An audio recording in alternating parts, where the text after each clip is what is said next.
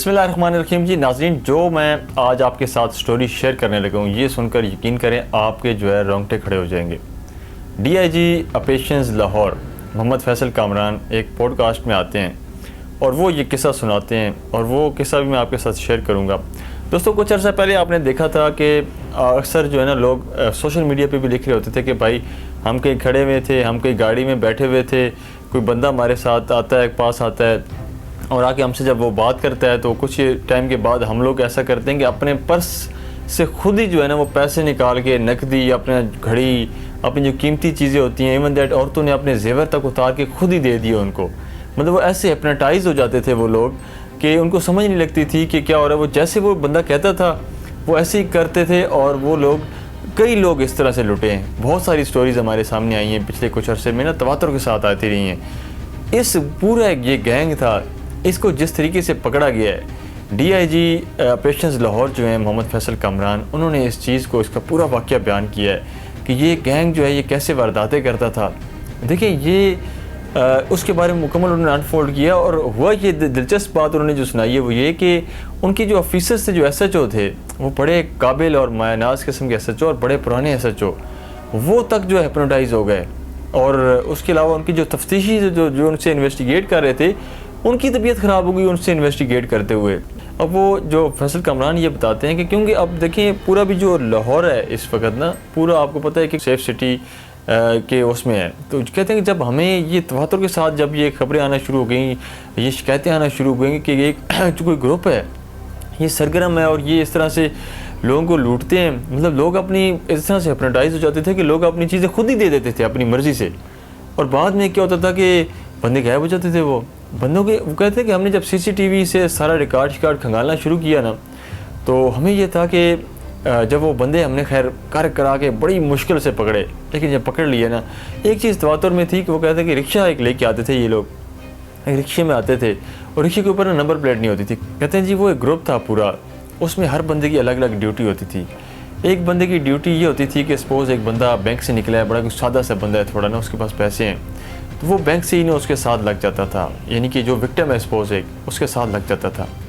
एक बंदा जो है ना उसने सामने से आना है, उसने क्या करना है कि उसके पास ही, जब उनके पास से गुजरना है ना, यानी कि ये दो लोग बैंक से निकले हैं इकट्ठे, तो एक जो तीसरा बंदा है वो सामने से आएगा, उसने ना पैसे नीचे फेंक देने हैं।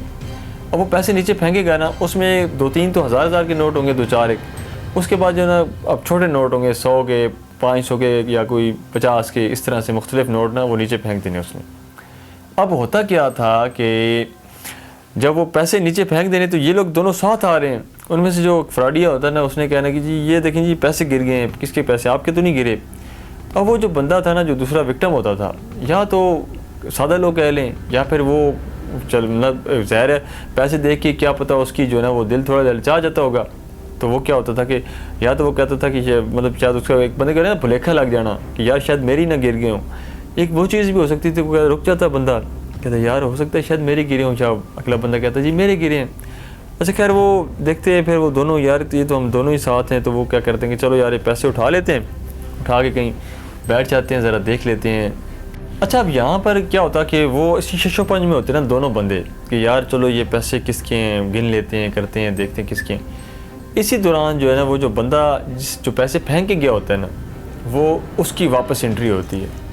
वो कहता है कि ये तो पैसे तो मेरे गिरे हैं, ये आप लोगों के हाथ में क्या कर रहे हैं, ये वो मेरे तो पैसे थे ये।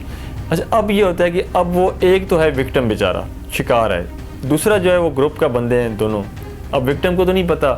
अब होता ही है कि वो बंदा कहता है जी ये तो पैसे मेरे कम हैं, मेरे तो ज़्यादा पैसे थे, मुझे तलाशी दो अपनी, ये करो वो करो। अब जो क्या करता है कि वो दोनों की लेता है तलाशी, क्योंकि वो जो दूसरा बंदा ऑलरेडी उसके साथ होता है फ्रॉडिया, वो कहता है हाँ ले लो भाई तलाशी ले लो, ये हमारे पास तो है ही नहीं।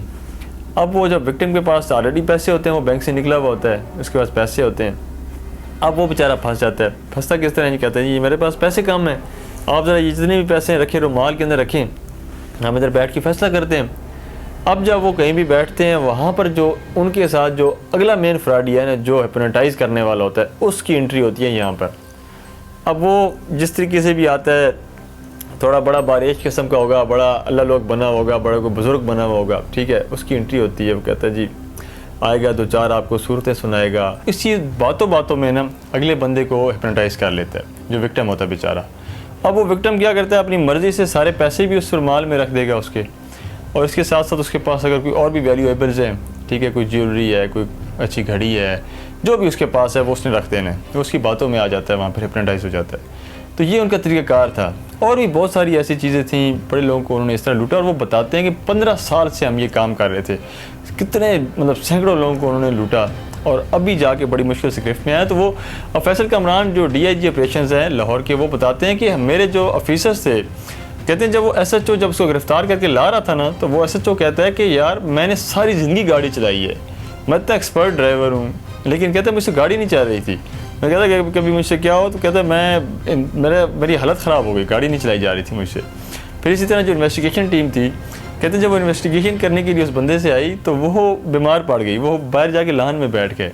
फिर उन्होंने कहते हैं कि मेरे ऑफिसर ने घर अपने वालिदैन को कॉल की कि भाई मेहरबानी करें मेरे ऊपर कोई दम दरूद करें। तो वो ये चीज़ कहता है कि हमने जब अपने ऑफिसर के साथ, कहता है मेरे 2 काबिल ऑफिसर्स हैं, उनके साथ जब ये चीज़ हुई तो मुझे इस चीज़ पे यकीन आ गया। और फिर हमने जब ज़ाहिर है हमारे पास सैकड़ों ऐसे केसेस आए, तो वाकई हमें यकीन आ गया कि ये मतलब ये जादू जो था या मतलब जो लोग हिप्नोटाइज हो रहे थे, ये वाकई वर्क कर रहा था उनके ऊपर। तो कहते हैं कि ये एक बड़ा हमारे लिए मुश्किल केस था, जिसको बड़ी मुश्किल से हम लोगों ने किया, और उनके ऊपर ज़ाहिर है वो फिर हमने नसरबाजी और मुख्तलिफ़ तरह की वो दफ़ात उन पर लगाई, और उनके ऊपर जो है वो ज़ाहिर केस चला रहे हैं। तो ये चीज़ बहुत ज़्यादा ये कॉमन हो गई थी, और बड़े लोग जो थे वो हमने अक्सर वो शिकायतें उनकी सामने आ रही थी, सोशल मीडिया पे हम देख रहे थे, लोग अपनी मर्ज़ी से, लोगों ने 5-5 हज़ार के नोट जो है, कई ऐसे लोग हैं कि भाई मैंने अपने बटुए में से हज़ारों के नोट निकाल के मतलब उसको पकड़ा दिए। ये क्या करते थे, जैसे ही बंदा उसके पास आता था बात करते थे, उसको हिप्नोटाइज़ कर लेते थे। अब जब बंदा हिप्नोटाइज़ हो जाता था ना, तो उसको क्या करते थे कि कमांड देते थे कि भाई आपने ना इस तरह करना है कि यूँ चलना है, थोड़ा सा चल के आप वापस आओगे, मुड़ोगे तो ये आपके पैसे डबल हो जाएंगे। इस तरह बातों में उलझा कर ना उसको एक कमांड, उसके जहन में कमांड फिट कर दी जाती। वो बेचारा जब चल के जाता और वापस मुड़ता तो पीछे ये होते ही नहीं थे। तो ये बहुत ज़्यादा केसेस हैं। बहरहाल ये एक बहुत ही लाहौर पुलिस की ज़बरदस्त और वेल डन, उनके लिए शाबाश कि उन्होंने बड़ा अच्छा काम किया, और ये इस गैंग को जो है वो पकड़ा है, और ये इसको लंबे अरसे तक ना इस गैंग को सलाखों के पीछे होना चाहिए, क्योंकि सैकड़ों लोगों को इन्होंने लूटा है। और बहुत ज़्यादा लोग जो थे वो अपनी पूरी यकीन करें तनख्वाहें लेने के लिए अक्सर पेंशन लेके निकलते थे पेंशन के दिनों में, या सरकारी मुलाजिम है वो जब बैंकों में जाते वो बेचारे बाहर निकलते, तो वो सादा लोग मुलाजिम जो बेचारे वैसे ही जो है ना एक लो मिडिल क्लास तबका है, हमारा गरीब पिसा हुआ तबका, ये उनको टारगेट बनाते, क्योंकि वो बेचारे ना तो थानों के वो उसमें जाते, थानों पे जाते तो थानों पे उनका मजाक भी उड़ाया जाता कि भाई ये क्या आप किस तरह की बात कर रहे हैं, आप तो अपनी मर्ज़ी से आपने पैसे दे दिए अगलों को। तो ये चीज़ बड़ी मुश्किल से जाके जो है वो पुलिस को पहले समझ आई, और उसके बाद जो है ना उस पर कार्रवाई बनी। तो देखते रहें मज़ीद इंशाल्लाह वीडियोज़ के लिए नदीम डेली को लाइक करें, और तब तक के लिए जो है इजाज़त दीजिए। अल्लाह हाफ़िज़।